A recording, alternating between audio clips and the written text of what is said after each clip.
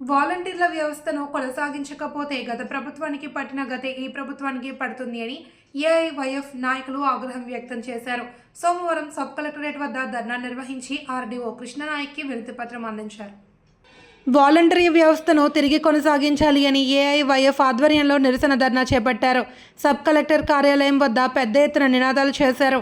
ముందుగా ఏఐవైఎఫ్ జిల్లా అధ్యక్ష కార్యదర్శులు కె శ్రీనివాస్, పి త్రిమూర్తులు మాట్లాడుతూ గత ప్రభుత్వం తీసుకువచ్చిన వాలంటరీ వ్యవస్థ వల్ల గ్రామాన పేద ప్రజలకు సంక్షేమ పథకాలు ఇంటింటికి చేరవేసే దిక్సూచిలాగా కొనసాగిందన్నారు.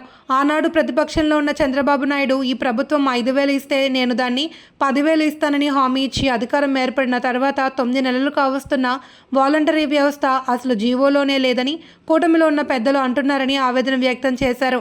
ఏఐవైఎఫ్ జిల్లా ఉపాధ్యక్షులు Chintalapudi Sunil, DN Jyothi, RK Parvathi, K Komalirani, CH Posikumari, P Lavanya, Devi, Durga, Mahalakshmi వాలంటీర్లు పాల్గొన్నారు.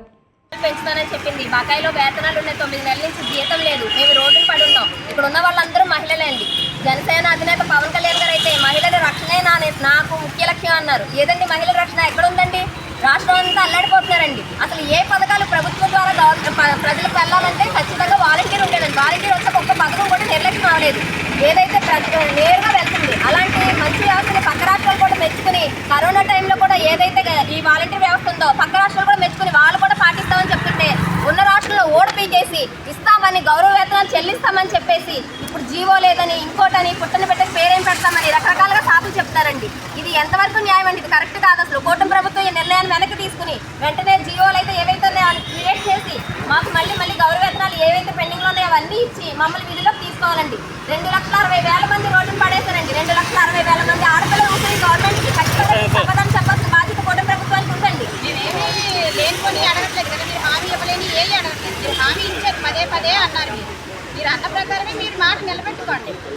ఇప్పటికి 9 నెలలు అవుతుందండి ప్రభుత్వం వచ్చి, కానీ వాలంటీర్లు విషయం అయితే చంద్రబాబు నాయుడు గారు తీసుకురావట్లేదు.